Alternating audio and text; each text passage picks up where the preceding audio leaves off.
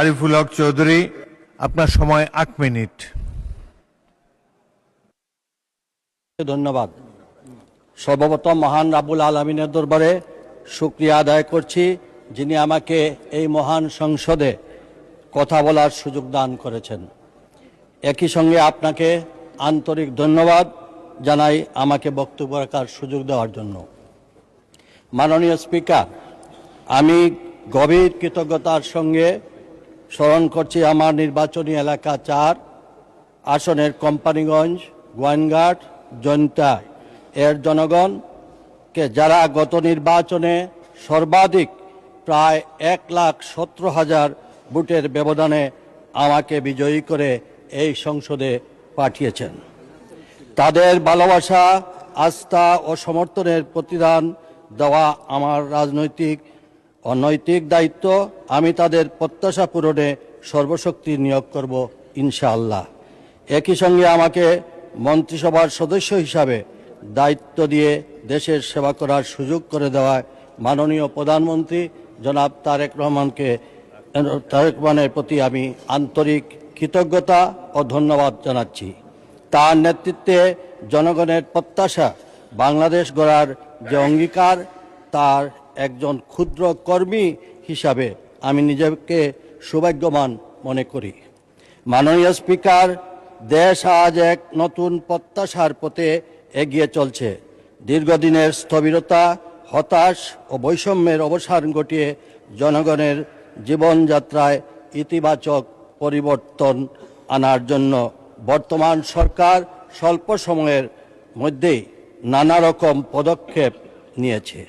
এই বাস্তব প্রতিফলন আমরা দেখেছি সদ্য সমাপ্ত পবিত্র ঈদ উল ফিতর প্রাক্কালে মাননীয় প্রধানমন্ত্রী তারেক রহমানের নেতৃত্বে সরকারের সময় উপযোগী উদ্যোগ, তদারকি এবং শ্রমিক বান্ধব নীতির ফলে দেশের বিভিন্ন শিল্প কারখানা, বিশেষ করে তৈরি পোশাক খাতের শ্রমিক ভাই বোনরা যথাসময়ে বেতন, বোনাস ও প্রাপ্য সুবিধা নিয়ে স্বস্তিতে বাড়িতে ফিরেছেন। মাননীয় স্পিকার, আমার দাবি, জাতীয় স্বার্থ অক্ষুণ্ণ রেখে এই এলাকায়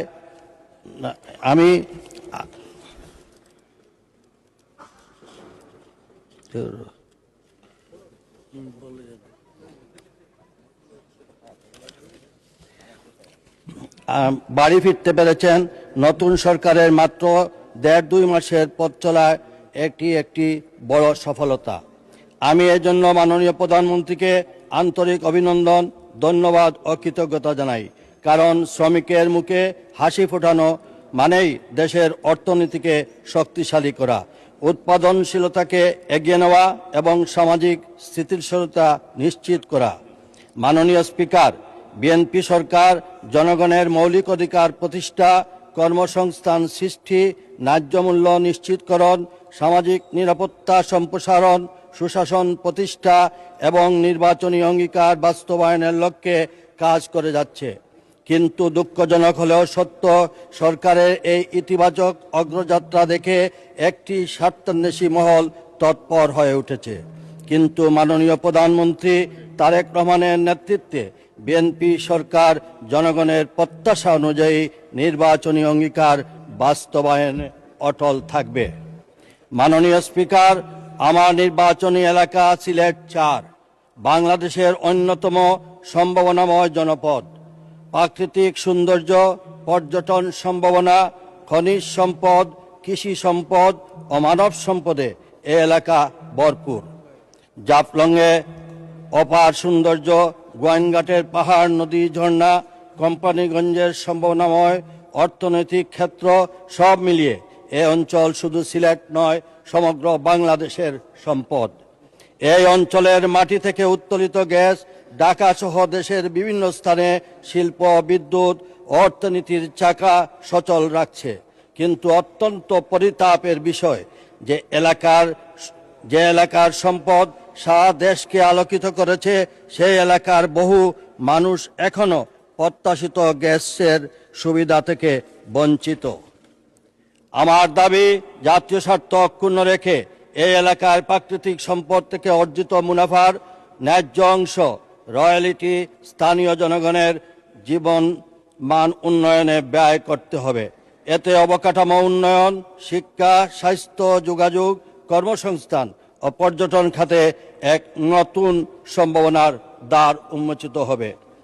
ঢাকার উন্নয়ন যেমন জরুরি, তেমনি সীমান্ত পাহাড়ি ও প্রত্যন্ত অঞ্চলের উন্নয়নও সমানভাবে জরুরি।